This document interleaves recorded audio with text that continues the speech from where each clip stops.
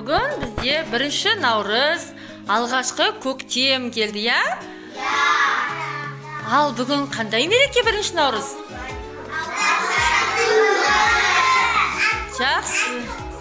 Дұрыс айтасыңдар балалар, бүгін алғыс айту күні, я?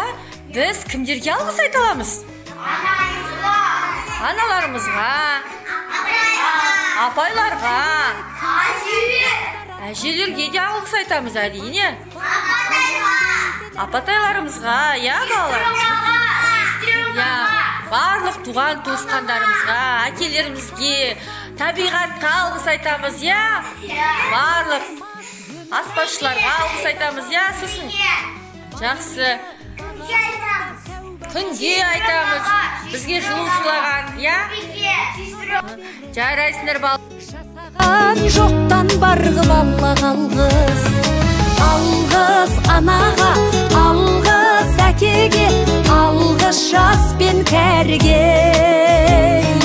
Алғыс бауырға, алғыс ауылға, алғыс елдің бәріне.